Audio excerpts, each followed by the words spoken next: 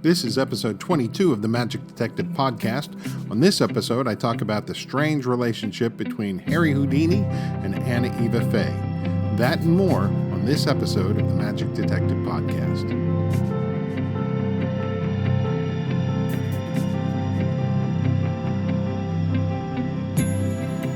Hello and welcome to the Magic Detective Podcast. I'm your host, Dean Carnegie. I am the Magic Detective, and this is episode 22.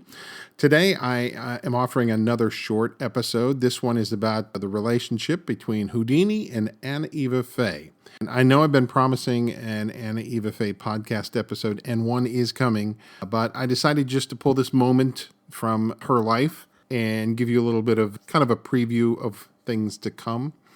Really quick in Magic History news, I would like to thank everybody that is following the podcast on Instagram. I greatly appreciate that. And if you aren't following me yet on Instagram, just type in Magic Detective in the search box on Instagram and my page will come up, and just follow me. That's all you got to do. That'll be great. Oh, and also, by the way, thank you for all the comments that I've been receiving from people via email. Those are really greatly appreciated. It's nice to know how many fans of the podcast there are out there and how many people look forward to it. So thank you again for sharing all that with me. There is a new Houdini blog, and this one I must admit I'm very excited about. It's by Pat Culleton, known to many as Houdini's Ghost. Pat is a brilliant writer and a leading authority on Harry Houdini, and the site is for owners of the book Houdini the Key that Pat put out a few years ago. It's called, the site address is HoudiniTheKey.com.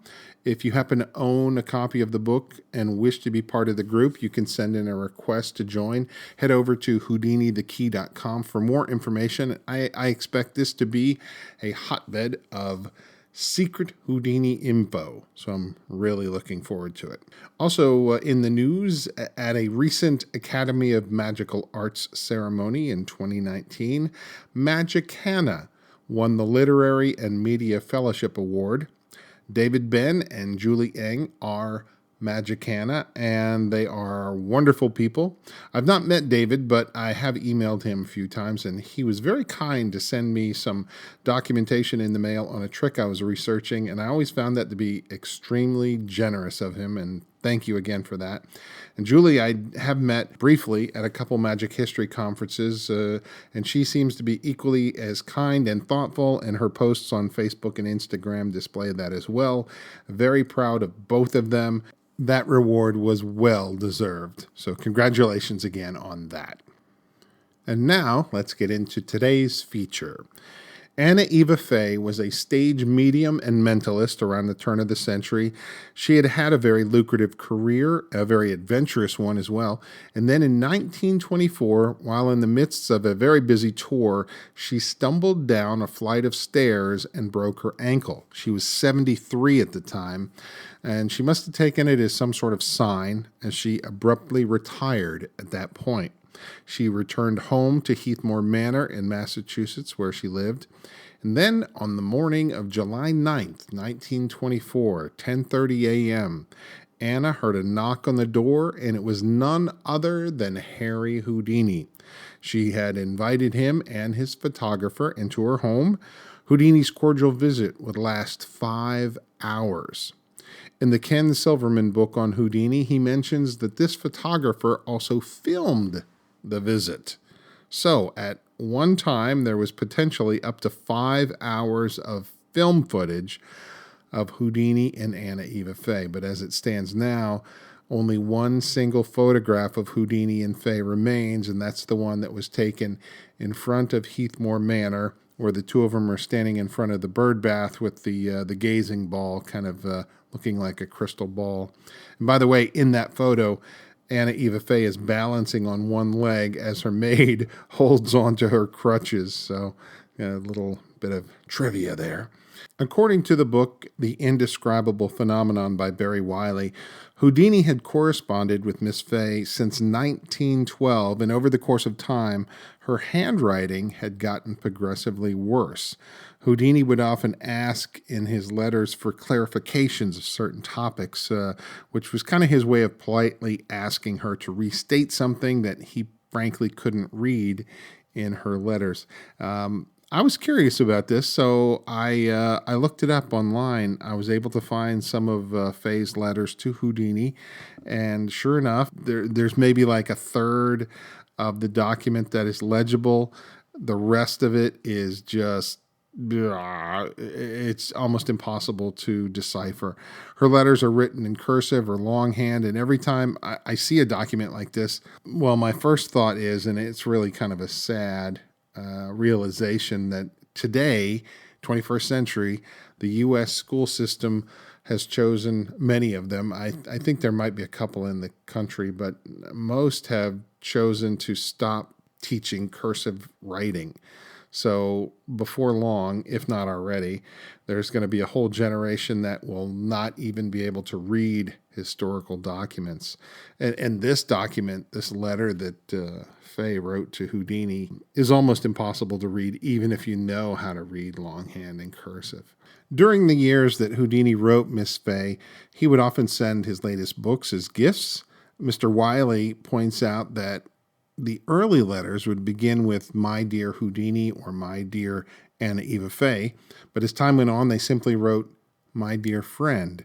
And yet, despite their friendliness in letters, this meeting on July the 9th would be the first face-to-face meeting.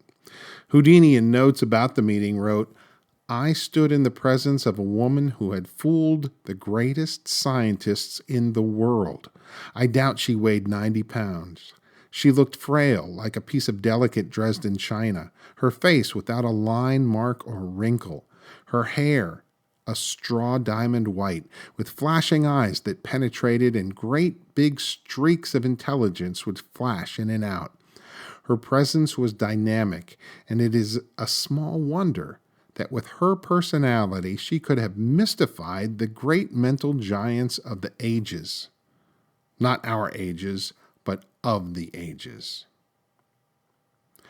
What did they discuss in this 5-hour session of the minds, you wonder? Naturally, Houdini wanted to know various points about her career. This live meeting gave him an opportunity to clarify any points that he might have struggled with in her writings. One thing was certain: she was still struggling with the death of her son. Now, this is a major event which I'll cover more fully in the actual Anna Eva Fay podcast to come, but suffice to say, any thought of her son would send her mentally into despair and grief. And according to the Ken Silverman bio on Houdini, she did tell Houdini that she visited her son's grave often, hoping for a message from beyond, but never received one. And by the way, both she and her son are buried in the Wyoming Cemetery in Melrose, Massachusetts, not very far from Heathmore Manor. The family plot features a large stone mausoleum with iron and glass doors.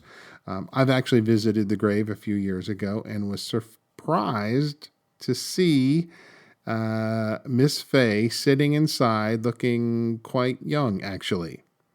And you'll have to check out the upcoming Anna Eva Fay podcast to understand what I'm talking about. Back to Houdini. She spoke to Houdini about a number of her exploits. She brought up one individual, though, who she was very upset with: Claude Conlon, known professionally as Alexander, the man who knows.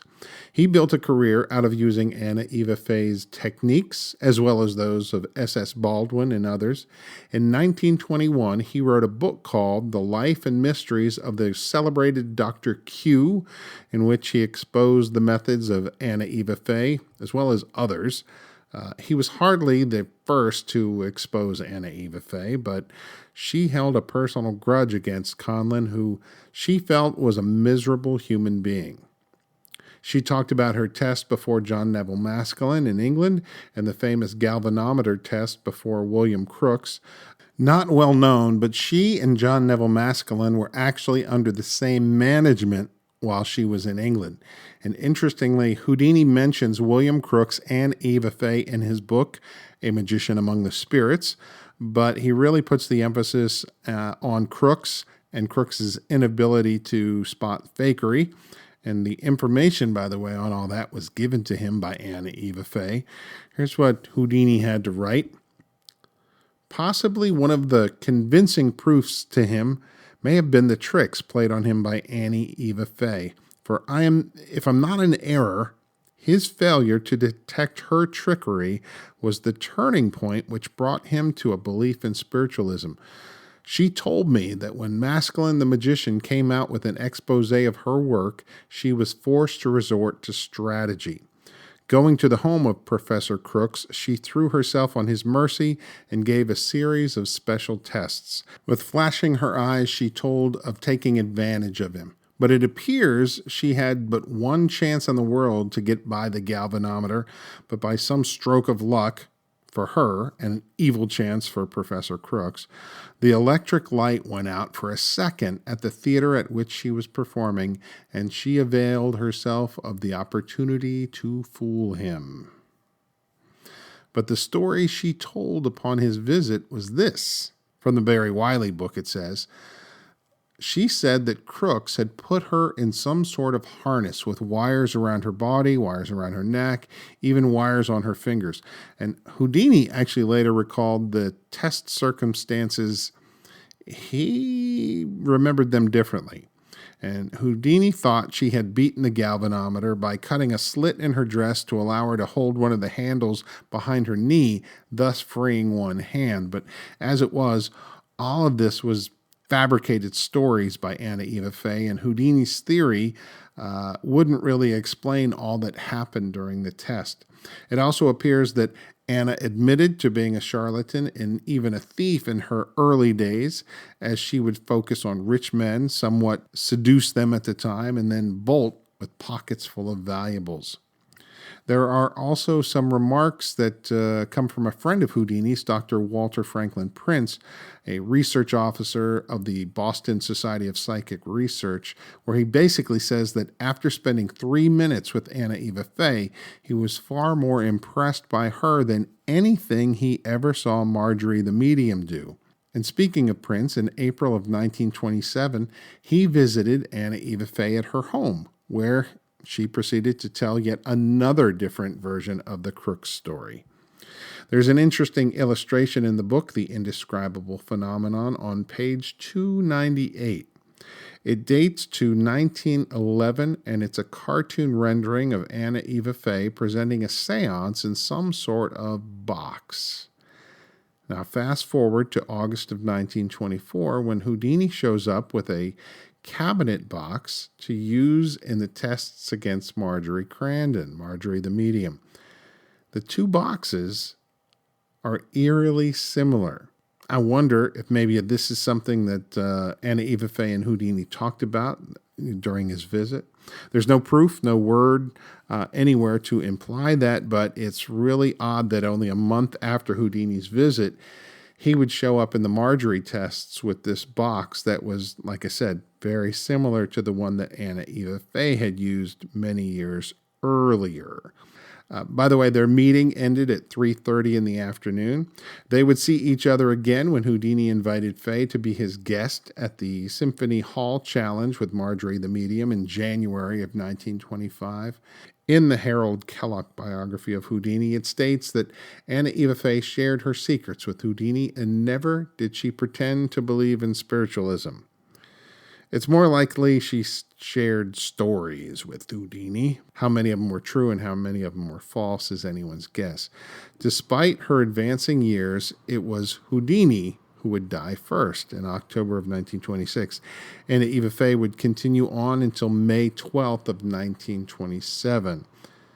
And that, my friends, is more of a preview of things to come with the upcoming Anna Eva Fay podcast. But I sure hope you enjoyed this particular one that talked about the strange friendship of Houdini and Anna Eva Fay. Incidentally, for those fellow magic detectives out there, if you'd like, I encourage you to go on Google and type in Houdini and Anna Eva Fay letter. And there's a number of them, not just one, but there are several pages of letters that come up, and just see how well you can decipher what is read, because she had some really bad handwriting. Well, I hope you've enjoyed this episode of the podcast. It's a short one. If you did, please remember to like the podcast and also share it and subscribe if you haven't already done so. Until next time, my name is Dean Carnegie. I am the Magic Detective. Thank you for listening and have a great week.